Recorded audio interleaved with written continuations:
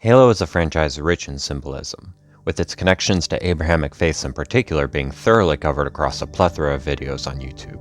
What I wanted to do today is instead highlight all the non-Abrahamic religious symbolism instead, as that is typically just given less focus in general. There's a load of characters in the Halo universe named after non-Abrahamic deities. There's an AI fragment of Melissa from the Isle of Bees ARG named Durga, and Durga is actually a multi-armed warrior goddess who is affiliated with power, strength, and protection. She is a very popular goddess in Hinduism. Another AI is named Pallas Athena, and that obviously is named after Athena, and Pallas is simply another alternative name for Athena. Loki, an AI in Contact Harvest, is of course named after Loki, the Norse deity who is an incredibly complex figure to say the least.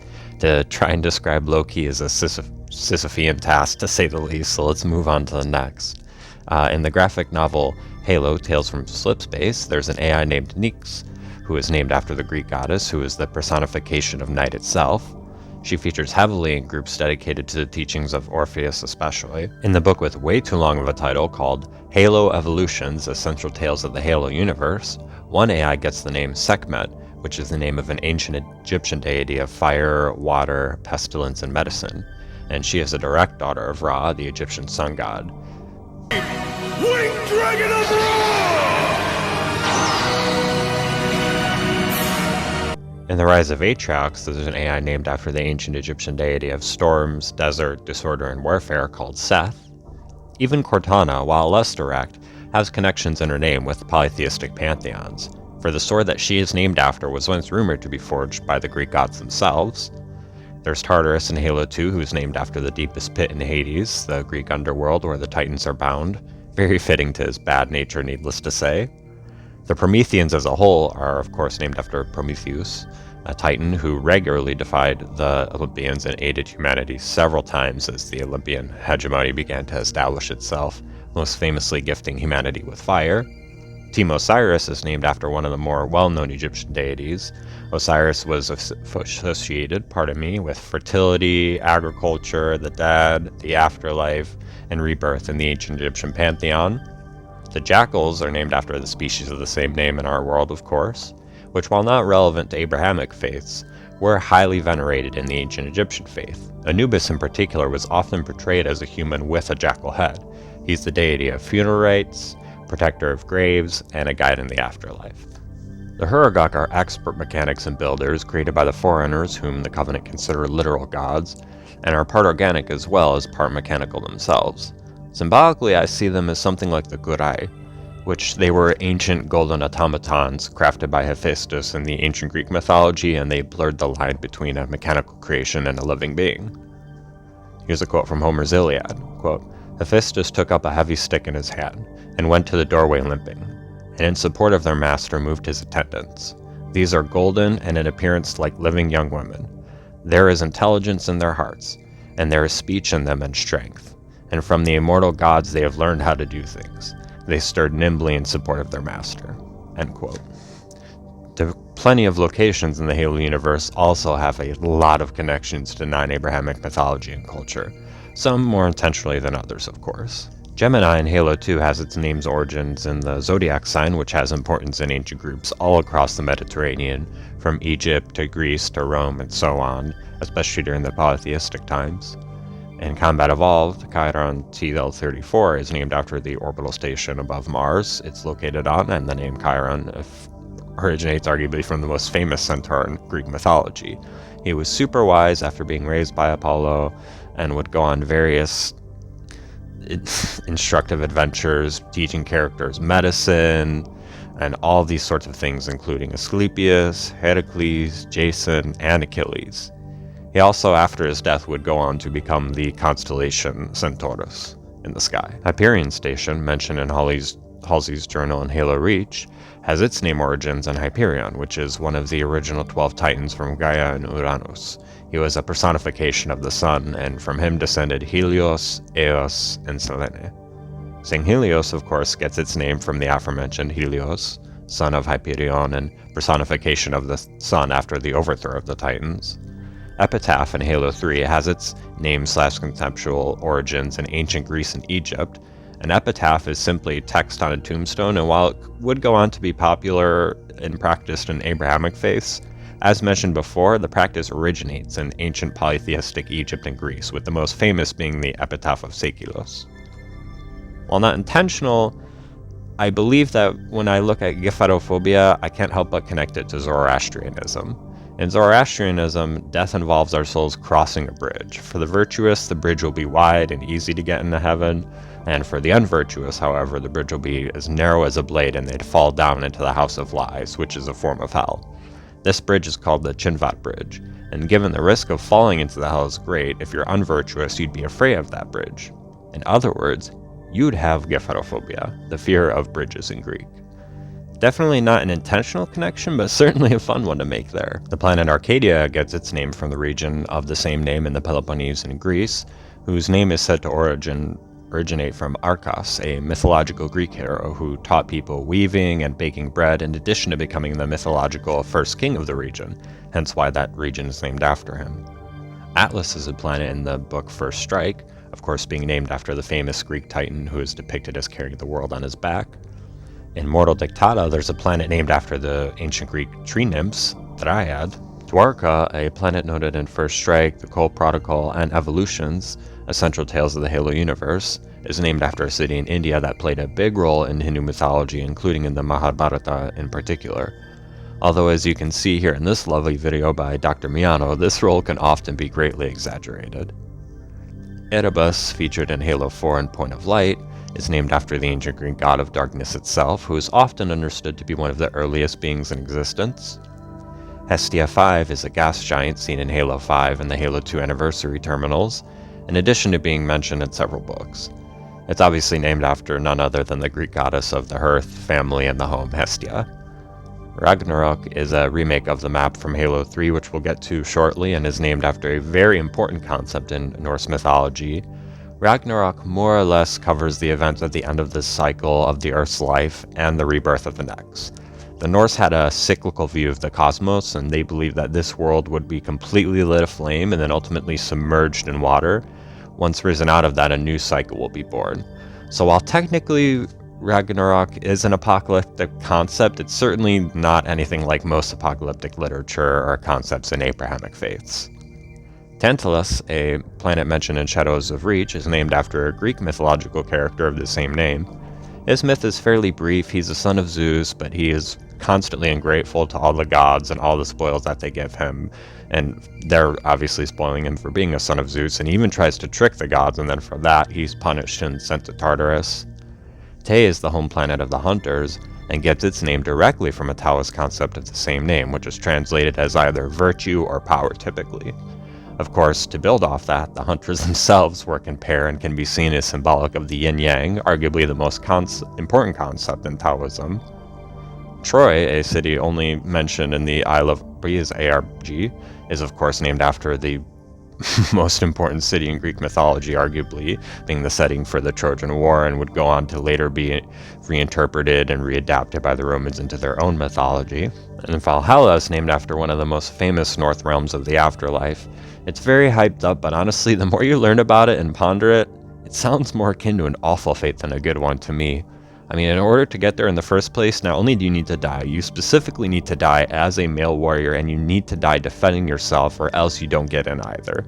In Valhalla, you have to fight every single day, being reborn and healed, to do it all over again the next day until Ragnarok. Even then, all of these warriors will die in Ragnarok, and only 2 human survivors will repopulate the next cycle of the Earth. So that sounds like a raw deal to me. Even the sandbox, the weapons, armor, vehicles, and equipment all have tons of non-Abrahamic inspirations as well. The famous and trusty Mjolnir armor is of course named after the literal hammer of Thor himself.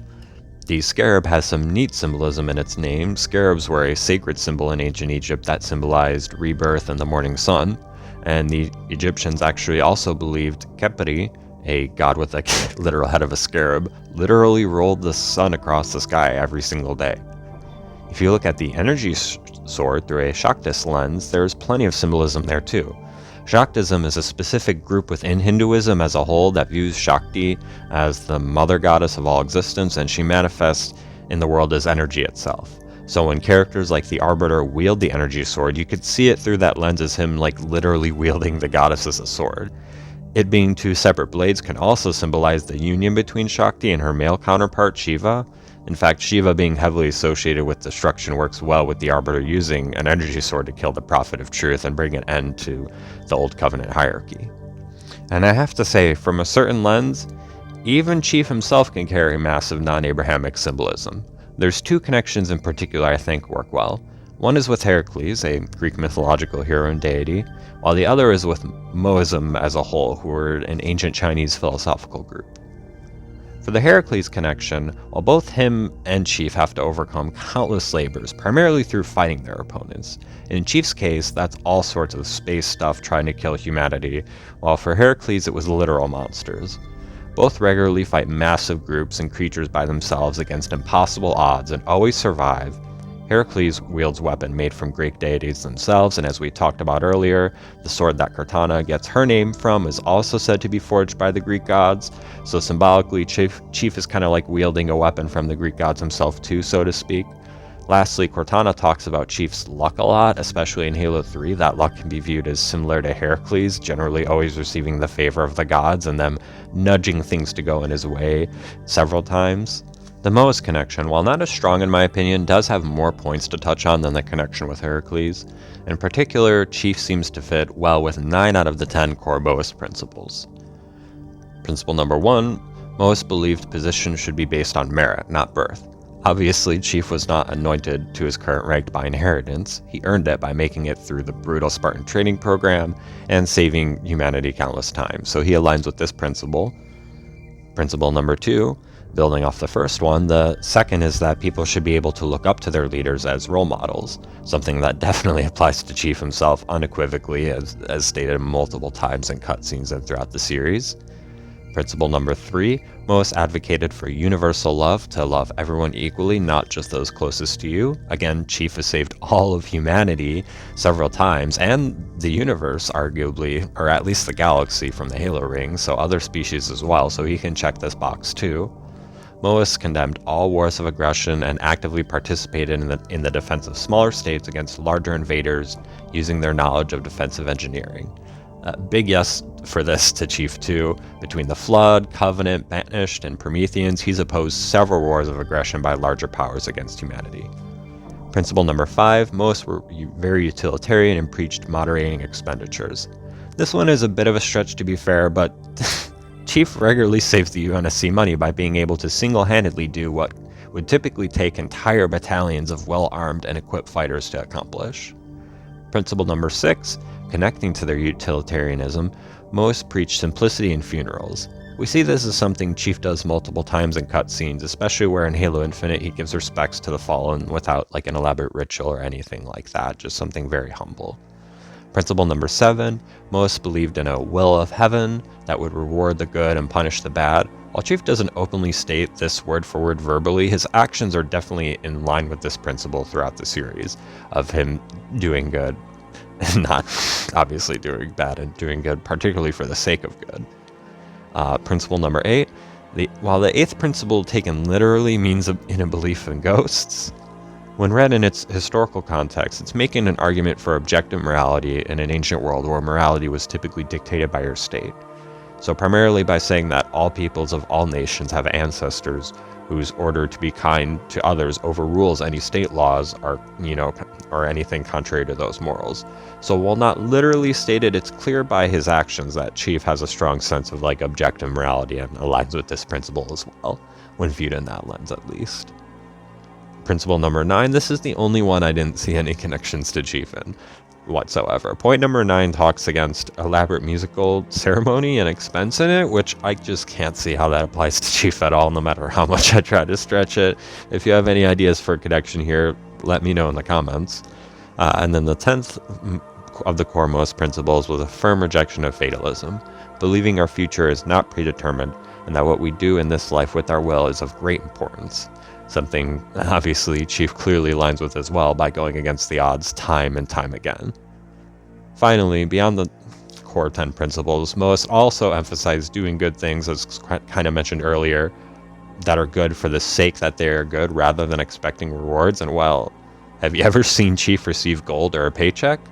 I'm telling you, if Moza, the founder of this philosophical school, had seen Master Chief, he'd immediately become his favorite student. To round this video out is a miscellaneous category, which includes every connection I could see that doesn't neatly fit into any of the previous categories. Halos themselves, while nowadays are primarily associated with Christianity, actually predate Christianity as a symbol and trace its roots back to pagan Greece and Zoroastrian Persia. In fact, the Greek word that we get from halo, halos, gets its name from Helios, the personification of the sun in Greek mythology as mentioned earlier. The name Cryptum sounds very similar to Crypteia, an order of ancient Spartan police, secret police basically, that would be told to intentionally hide themselves from society and brutally keep the enslaved Helot population under like really fucked up subjugation. Just like how the Cryptum, when described in Halo lore, is sort of a self-imposed exile. Oni, as an organization, shares its name with a category of Japanese mythological beings. They're usually translated to English as demon, but this is the same mistake translators make when they translate the Greek word daimon into demon, in my opinion at least. For Oni, much like daimon in ancient Greek mythology, are merely supernatural players that, while often portrayed as bad, both have many examples of being helpful, and not in the same sense of how some Christian groups like believe an especially righteous person can force a demon to do good for them, but like outright helping people of their own free will, which is not very demon-like. The Forerunners activating the halos and repopulating the planets with the same species fits well into Dharmic religions and their concept of samsara, the cycle of rebirth and death. Also, by doing this act of sacrificing themselves, one could argue that they sort of symbolically have achieved some sort of nirvana or moksha. In other words, they have sort of ascended beyond the cycle of life and beyond samsara. And then there's also the Flood's neural connections with the galaxy itself, which symbolically reminds me of Spinoza's pantheism, which argues that nature and the universe itself is God, and that they are one and the same. Finally, the covenant hierarchy shares a lot of similarities with the Hindu caste system.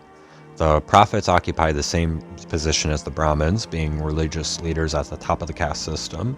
Before the brute takeover, the next in line were the elites who fit well with the Kshatriyas, a collection of kings and warriors, and below them are the Vaisyas, who comprise merchants, landowners, and craftsmen who fit well with the hunters and brutes, as both are regularly in the middle of, both are sort of roughly in each respective hierarchy in the middle of each.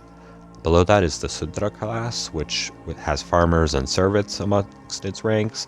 I think the 3 cannon fodder species in the original Halo trilogy would be analogous to this, so that includes drones, jackals, and grunts. Last but not least is the infamous untouchables, or Dalits, which comprised everyone outside of the aforementioned caste.